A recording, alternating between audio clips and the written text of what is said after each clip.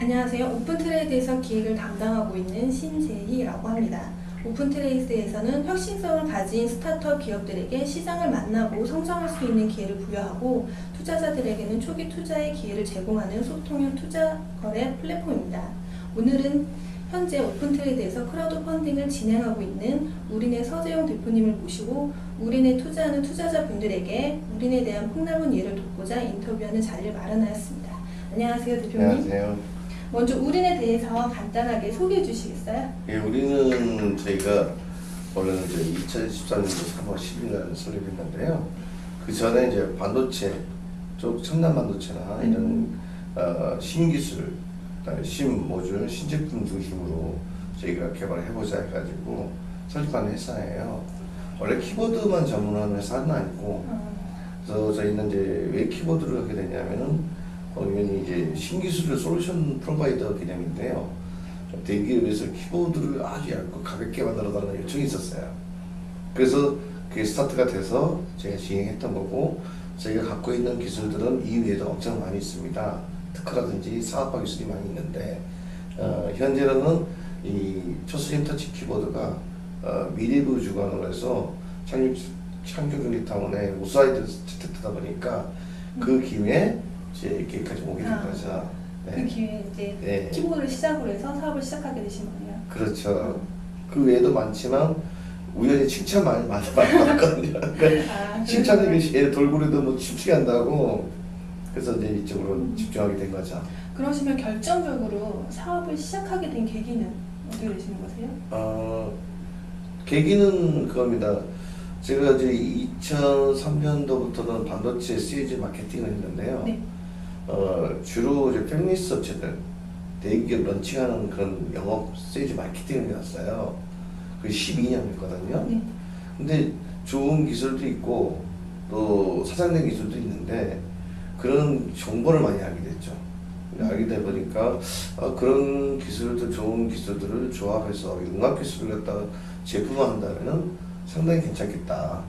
그래서 그런 부분으로 이제 스타트하게 된 동기가 됐고, 또 키보드도 이것도 해봐야 되겠다는 동기가 된 거죠. 계기가 된 거죠. 회사 이름이 우린이더라고요. 네. 이게 혹시 특별한 의미가 있나요? 특별한 없고 멋있어 보여요.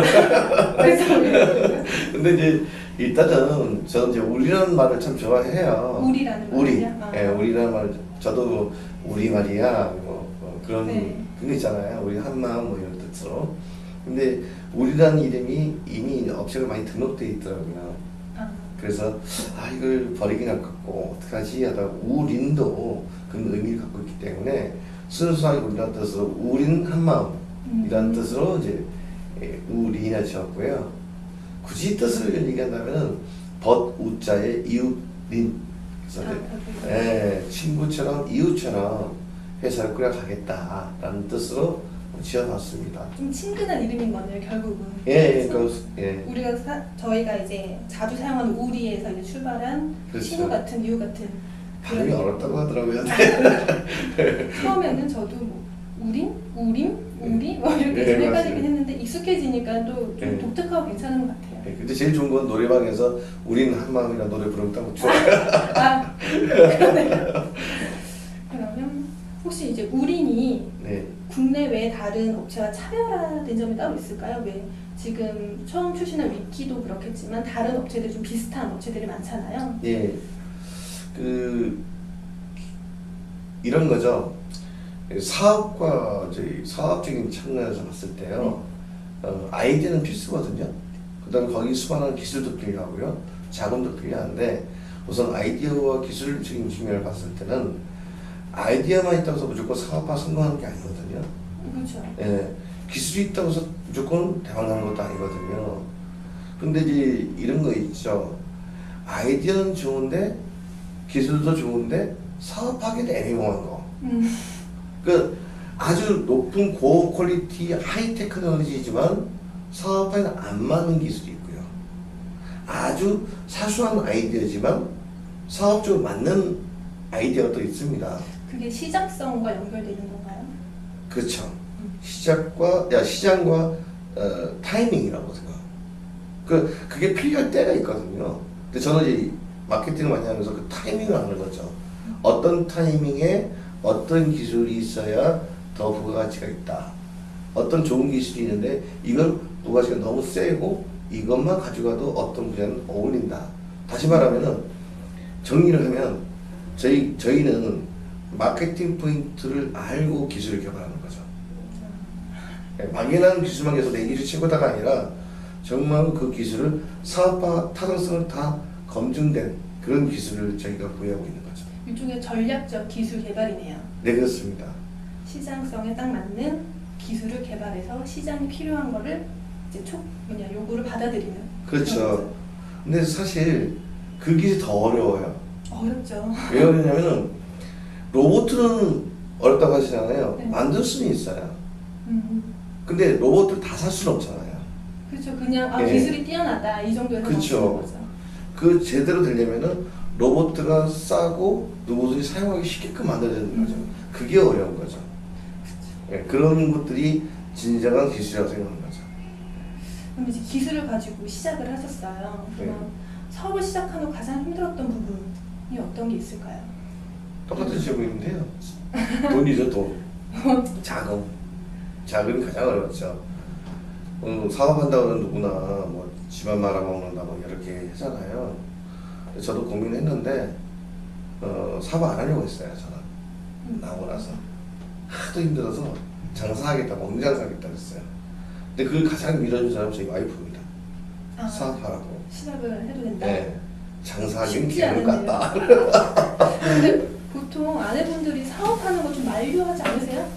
근데 전 반대였어요. 그러니까요. 네, 그래서 믿어주는 거니까 고맙고 사업을 질문이 뭐였죠? 날이 사업을 시작한 후 가장 힘들었던 부분과 어떻게 헤쳐나가셨는지.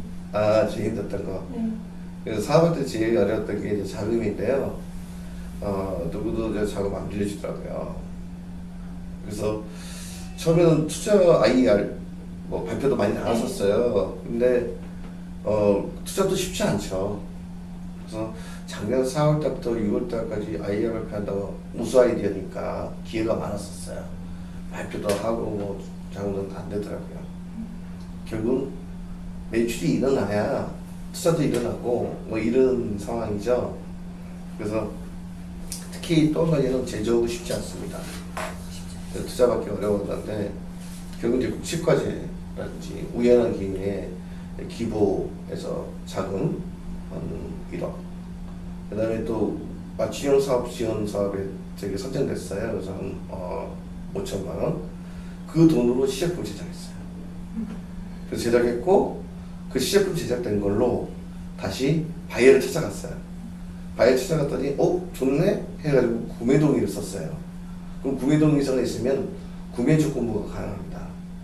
국치과제 중에서 구매 조건부 2억이 됐어요, 저희가. 그 구매 동의서를 가지고 그거 투자 자금 받으신 거네요? 국가 자금을 받은 네, 거죠. 국가 자금을 받으신 거예요. 예, 2억 정도 받았죠. 물론 저도 한 30% 정도 넣어야 됩니다. 2억 3천만 원 정도의 자금이 확보가 된 거고, 그걸로 이제 지금 신규 개발하고 있고요. 그 다음에 이제 신부에서 한 30억짜리 그 대출을 받은 게 있었어요. IP 담보 대출. 근데 매출이 나면은 30억인데 매출이 없을 경우는 15억. 근데 저희는 이제 수진해서 6억만 해주세요. 15억 다 받을 걸.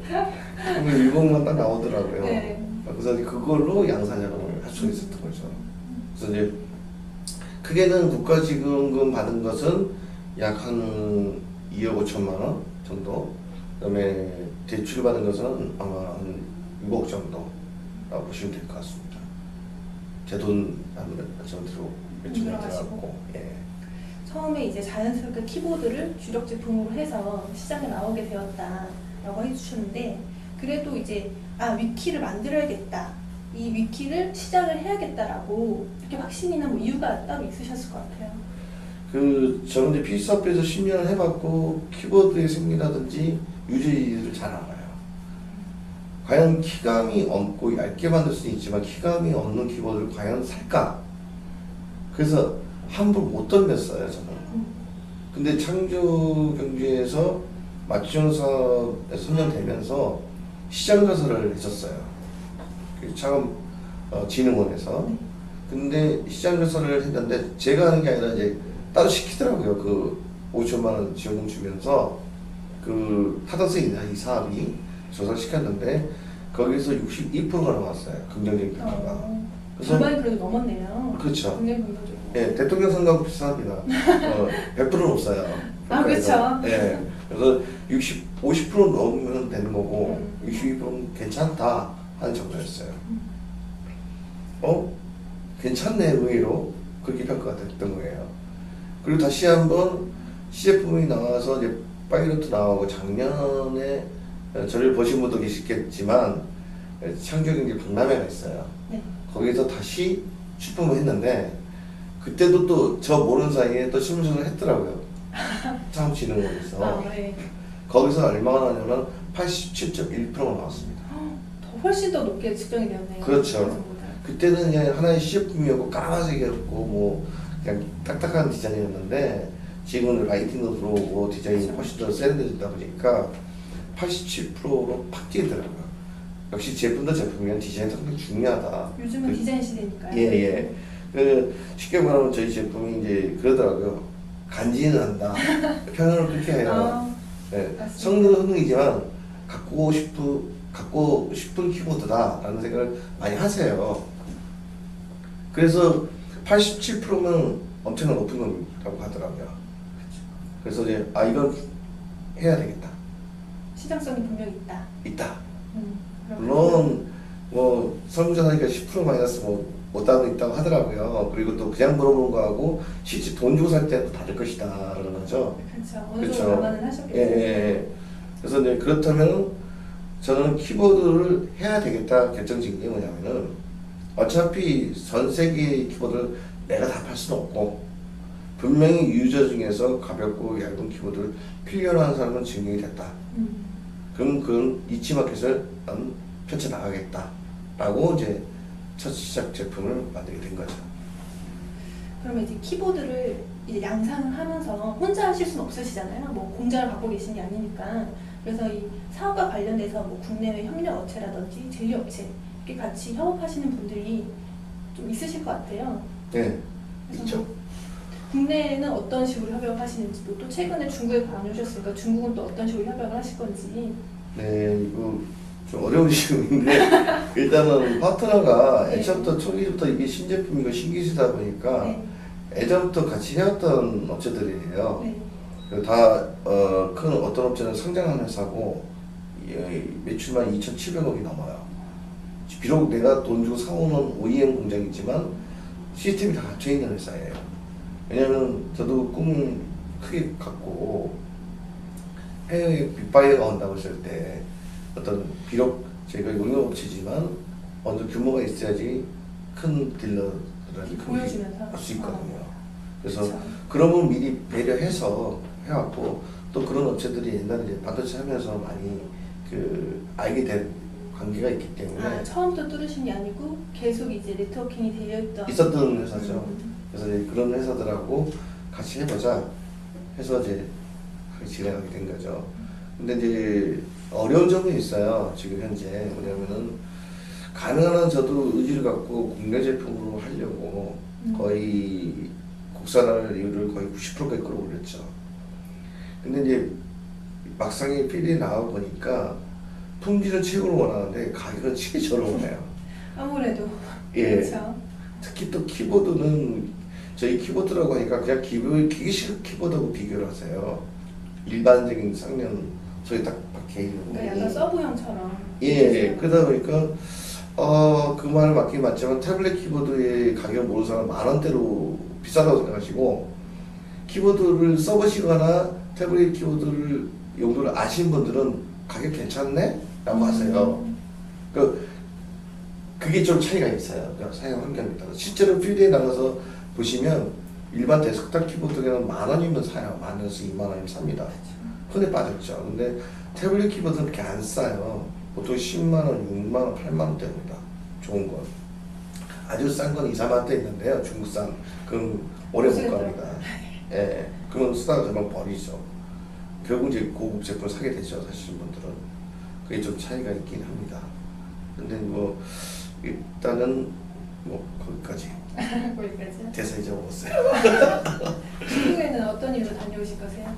아, 그래서 이제 국내 제품 국산화하려고 했는데 아까도 말씀한 국내 인프라가 그렇게 인건비나 모든 것들이 좀 중국에 비해서 굉장히 어렵습니다.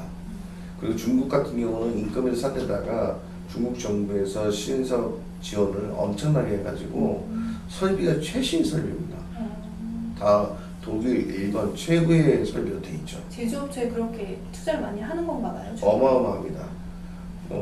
그냥 공장 짓는다 그러면 70% 이상을 국가에서 그냥 지원해줘 버립니다. 그러니까 우리나라 제조는 그렇게 안 되거든요. 제조도 어렵잖아요. 예, 국가의 지원 받기도 어려울 뿐더러 그거에 대한 심사도 굉장히 까다롭고 또 거의 실적이 없으면 그런 지원조차도 받기 어려운 현실이죠. 그는 결국 우리나라 제조업은 지금 현재 계속 밀리고 있고 실적이 늘어나고 또 중국은 뭐 계속 늘어나고 있는 것 부가치를 높이고 있죠. 그러다 보니까 품질하고 가격을 잡으려면 중국에 갈 수밖에 없다는 결론을 지금 갈 수밖에 없는데 그게 가장 지금 현재는 안타까운 현실이죠. 그리고 이제 설립을 하시고 양산도 하시고 지금 판매도 진행 중이시잖아요. 네. 그럼 판매가 어느 정도 되셨어요? 뭐 누적 판매 수? 뭐 이런 거? 좀 어바웃을 알려주시면 되실 것 같아요. 어바웃은 지금 많지 않고요. 네. 제가 한 2천만 원 정도? 2천만 원? 2천대요? 아니 2천만 원. 2천만 원 정도? 양산 시작한 지 얼마 안 되셨죠? 그렇죠. 4월부터 하신 거죠? 4월 11일 날 저희가 이제 오픈을 했는데 실제로 제가 팔게 된 것은 거의 5월 10일 정도라고 보시면 됩니다. 아 오픈을 4월 10일 했는데 그러면 그 전에 유통망을 예, 뚫으신 거죠? 왜냐면 저희가 중소기업 유통지원센터에서 지원을 받고 있어요. 근데 이번에 그 옥션이나 뭐 G마켓, 11 이런 데 있잖아요. 네. 그 통화 시스템을 만들었어요. 그래서 네. 그 ISP를 등록해야지만이 그 돼요. 네. 저희가 개발 쪽에서 벌써 그때 테스트인데 그때 이거 등록하고 확인하고 또 시스템 하다 그런 보니까 절차. 굉장히 어려웠어요. 근데 시간은 오래 걸렸지만 편하긴 하더라고요. 근데 타이밍을 많이 놓쳤어요. 그나마 그래도 인디고가 해외에서만 좋은 픽이 나와서 그게 좀 다행인 것 같습니다. 그럼 이어서 인디고고에서 성공적인 판매가 이루어졌는데 그 이유는 무엇이라고 생각하세요? 그 키보드가 얇고 가볍다는 특징 외에는 사실 정확히 보면 큰 차이는 없거든요. 키보드에 대해서는. 물론 기술로 보면 굉장히 차이가 많습니다. 그런데 의외로 그 태블릿 유저 사용자들이 해외는 굉장히 많습니다. 거의 인구비를 했을 때 약 한 20-30% 정도가 되죠. 근데 우리나라는 한 200-300만 명 정도? 그래서 굉장히 극소수죠. 아무래도 내수 시장이 작다 보니까. 예, 작죠. 근데 해외 시장은 저도 써보니까 필요해서 개발하게 된 건데 그 사람도 똑같을 거라고요. 예. 그 제가 기술을 것도 자세히 설명 안 하고 제품을 써보지 않았는데도 불구하고 가볍고 라이팅하다는 그 자체만 가지고도 그런 많은 사람들이 몰려왔던 것은 그만큼 니즈가 필요했다는 증거가 되는 거죠. 그렇죠. 그래서 제가 봤을 때는 이제 저희들 가트너라든지 또는 디스플레이 서치에서도 그 키보드가 과연 태블릿 키보드가 늘 거냐 하늘 보면 데이터가 있는데요. 네. 거기서 데이터가 나온 것이 키보드 어태치 레이트라고 하는데 작년도가 20%, 금년도가 30%입니다. 다시 말하면 태블릿을 100대 사면은 20대를 사셨고 100대 사면은 내년에는 30명이 키보드 산다 그런 결론이 나오거든요. 그러면 현재 태블릿이 지금 110% 정도 성장세를 보이고 있습니다. 줄었다 하더라도 성장이 멈추는 거지 줄진 않고 있거든요. 그렇다면 키보드는 더 기압수도 있겠죠. 그것을 정확히 데이터로 나온 것이 이번에 인디고가 아닌가 생각이 듭니다. 불의 설립 이후 제품의 누적 판매 수량과 월 평균 수량? 월은 아직 안 되셨으니까 누적 판매 수량이 어느 정도 되시는지 누적 금액이나 예. 이런 걸 어떻게 되시는지. 예. 4월달 중반에 이제 출시를 하고 광고랑 이제 홍보 기간을 거쳐서 본다고 했을 때는 거의 5월 초부터 판매가 됐다. 이건 될 것 같고요. 현재 국내 판매량, 국내와 인디고만 합쳐서 약 한 5천만 원 정도 지금 이제 유출이 발생했고요. 그 다음에 이제 다음 달 정도 되면은 한 2배 정도에서 3배 정도 되지 않을까. 이미 좀 예약 주문은 이미 들어오고 있어서 그러니까 대량 주문이 많네요. 대량 주문이라고 예. 어디서 그렇게 대량 주문 많이 들어오세요? 선물용. 아, 선물용. 예, 선물용으로 의외로 많이 들어옵니다. 기업들이 그럼 의뢰하는 건가요? 아니면 예. 기업들이. 특판 쪽이라든지 이런 쪽에서 요청이 들어오고 있어요. 그래서 그런 것들이 이렇게 훅훅 나가는 게 있네요. 그런 게 또 매출에 좀 큰 기여를 하죠. 아무래도 예, 크죠. 그런 것들이. 그러시면 인디고고가 성공적으로 지금 진행 중에 있잖아요. 국내 말고 해외 시장에 큰 비중을 두시는 이유가 따로 있을까요?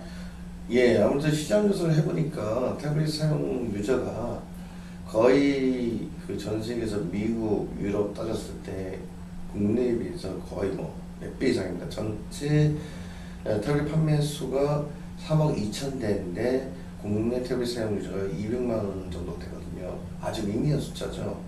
특히 미국이나 이런 독일이나 유럽 쪽은 아예 국가에서 태블릿 사용을 국민학교 때부터 아예 무상으로 지원해 줍니다. 그래서 아예 태블릿 들어갈 때 키보드도 같이 들어가 버려요. 그러니까 태블릿 듣는데 키보드 필요 없다고 생각하시잖아요. 필요합니다. 그래서 같이 공급합니다. 그래서 보험도 높고 태블릿이 그 사용자가 늘어나고 있죠. 또 유아 때부터 태블릿을 써왔기 때문에 커가면서 점점 태블릿 사용에 익숙해진 유저들이 늘어나게 되겠죠. 아주 자연스럽게 그냥 흡수를 하는 겁니다. 그렇습니다. 그래서 저희들은 아무래도 아이패드가 지금 현재 뭐 한 60% 정도 차지하고 있고 안드로이드 계열이 약 한 40-50%, 윈도우즈 계열이 한 10% 정도 차지하고 있는데요. 저희는 이제 다 지원하기 때문에 어쨌든 저희가 해외 시장을 중점으로 갈 수밖에 없다라는 생각이죠. 국내보다 해외가 태블릿 사용도가 훨씬 높고 아무래도 내수 시장이 작다 보니까 큰 시장을 목표로 두고 글로벌 그렇죠. 진출을 목표로 두고 하시고 계신 거죠? 그렇죠. 그러면 국내 기업이 글로벌 진출을 꿈꾸지만 사실은 쉽지 않은 부분이잖아요. 예. 근데 글로벌 진출에 앞서서 가장 큰 애로사항은 무엇이며 그걸 어떻게 해결해 나가실 생각이세요? 일단은 저희가 브랜드 가치가 없기 때문에 상대적으로 어려운 점이 있습니다. 그래서 일단은 어찌됐든 현재 메이드 인 코리아라는 부분에 대해서는 많은 점수를 따고 있는 걸로 제가 보고 있고요. 그래서 메이드 인 코리아라는 브랜드 마케팅과 같이 이제 가려고 하고 있습니다. 두 번째는 뭐냐면 저희가 같은 벤처들이 브랜드 없이 들어가기 굉장히 어렵습니다. 두 가지 전략을 하고 있는데요. 하나는 B2B와 B2C를 생각하고 있습니다. B2B는 이름 있는 데만 우선 저희들이 기술을 제공해서 OEM 형식으로 갈 예정이고요. B2C의 경우는 저희가 위키라는 로고를 지었지만 현재 인디고고나 또 2차 킥스타터도 지금 준비하고 있습니다. 그래서 인디고나 킥스타터 통해서 얼리어트나 또는 그런 이거 대사지 않은 것 같다. 죄송합니다.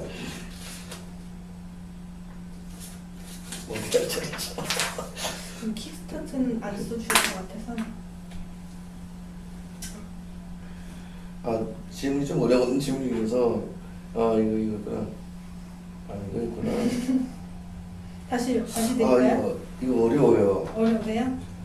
이게 이 좀 정도만 고민이에요. 이렇게 하셔도 되실 것 같아요. 그러니까는 해외 마케팅 전문가를 영입하시고 예. 이런 부분 해주셔도 되실 것 같아요. 예. 다시 할게요. 질문 다시 드릴까요? 국내 기업들이 글로벌 진출을 꿈꾸지만 사실은 쉽지 않은 부분이 있는데요. 글로벌 진출에 앞서서 가장 큰 애로사항은 무엇이냐? 그걸 어떻게 해결해 나가실 생각이세요? 일단은 해외 영업 전문가가 지금 현재 필요한 상황입니다. 아무래도 그리고 해외 쪽에 관련된 업무가 앞으로 굉장히 늘어날 것 같아요. 바이오 요구사항도 많이 나오고. 그래서 현재는 임시적으로는 코트라에서 해외 무역 업무를 지원한다고 들었습니다. 그래서 일부 지금 현재 그쪽 전문가가 오셨어요. 저희 회사 직접. 그래서 그 잠깐 한국에 들렸는데 저희 키보드에서 어떻게 궁금하시다고 오셔가지고 하루 그 반나절을 설명하고 지원 의사를 밝히셨어요.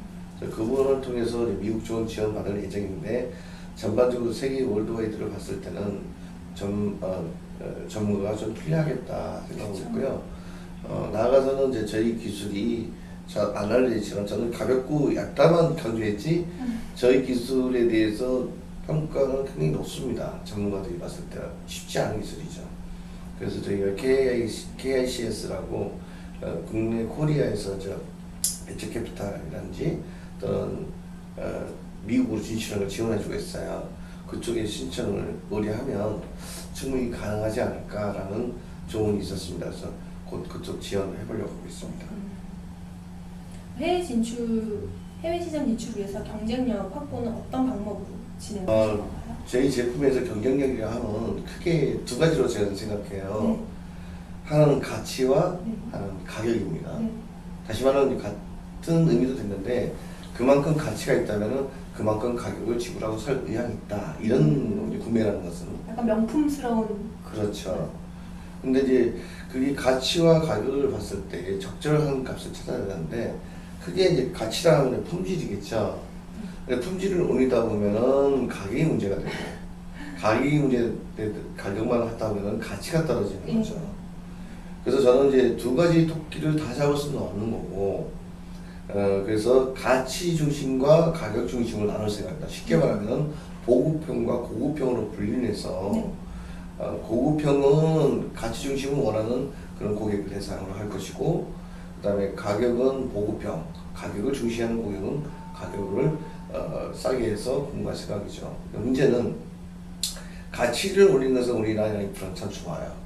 근데 가격 부분은 우리나라는 한계가 있습니다. 그런 부분들이 좀 어려움이 있기 때문에 일부 부품은 해외에서 소싱하는 방법을 지금 고려하고 있습니다. 그래서 합리적인 가격을 측정하시기 위해서 해외와 국내 업체 모두 다 이렇게 활용하실 예정이신 거네요? 대비에 대해서 정확하게 맞추셨네요. 그렇습니다. 네. 오픈 트레이드에서 크라우드 펀딩을 진행하고 계세요. 크라우드 펀딩 이후에 투자 자금을 어떻게 활용하실 예정이세요? 사실 이제 자금보다도 저는 목적이 뭐였냐면은 좋은 투자자분들을 만나는 게 제일 첫 번째 목적이었어요. 애초에도 말씀드렸다시피. 네. 근데 이제 만약에 이제 투자를 해주신다면 지금 필요한 예산을 잡아봤는데 당장에 이제 해야 될 부분이 규격 승인 부분입니다. 해외 규격 승인 말씀하시는 거예요? 네, 그렇죠. 해외 규격 승인인데 해외 규격 승인이 왜 투자가 필요하냐면은 물론 뭐 국가에서 해외 규격 승인 받는데 지원을 해줘요. 그런데 규격 승인을 받을 때 타이밍을 놓치면 안 됩니다. 그러니까 저희가 해외 수출에서 선적하는 기점과 규격 승인에서 그걸 갖다가 마크를 다는 시점이 잘 맞아떨어야 되거든요. 그러다 보니까 국가 지원금 받아서 하는 부분은 타이밍이 안 맞고요.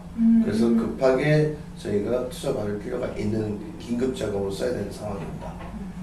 그러면 규격 승인만 되시면 해외 진출 어느 정도 좀 어렵지 않게 진출 가능하시겠네요? 예, 지금 현재 바이어들이 왔는데 미국이나 유럽 쪽에 다 요구하는 사항이 해외 규격 승인입니다.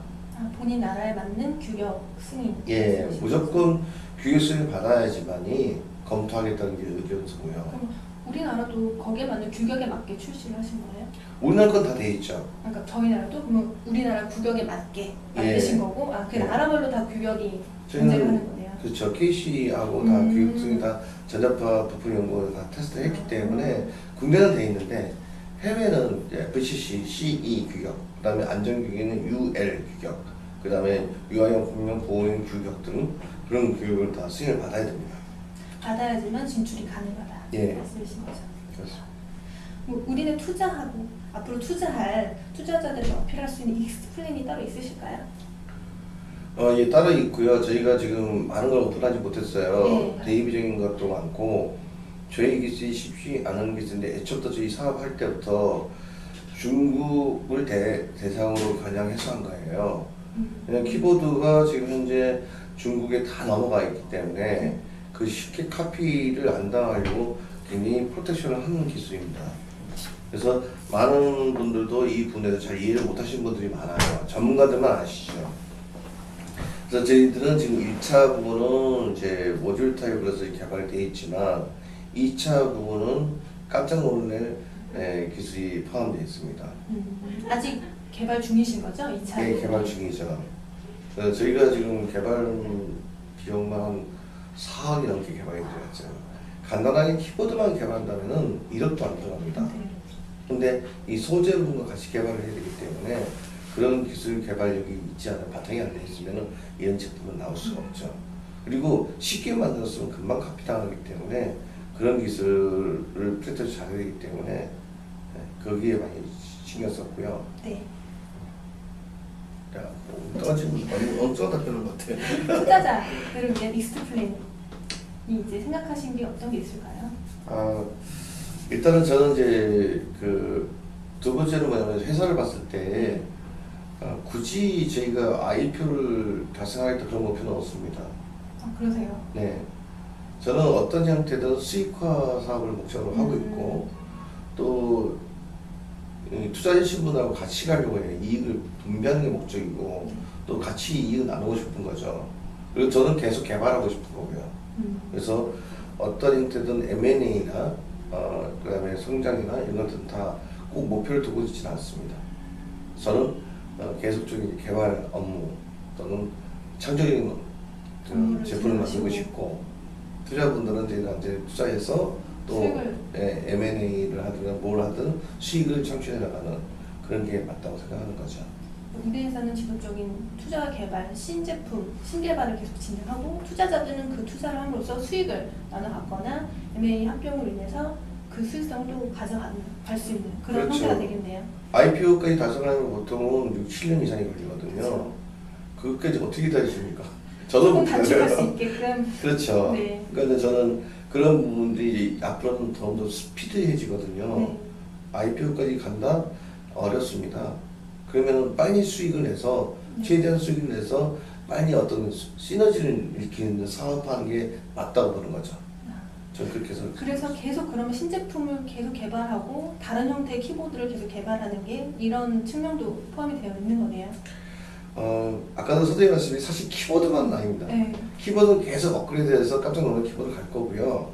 두 번째로는 뭐냐면 키보드뿐만 국한 게 아니라 사실 저희 기술은 H&D나 또는 또 IT 융합 기술이 다 갖고 있기 때문에 그런 부분들에 대해서 나중에 오픈할 때가 될 겁니다. 아마 투자자들한테 아마 그런 기술이 있다는 걸 깜짝 놀라실 건데 제가 굳이 키보드를 하게 된 건 아까도 말씀드렸다시피 보통 IoT라고 해서 한참 유행하잖아요.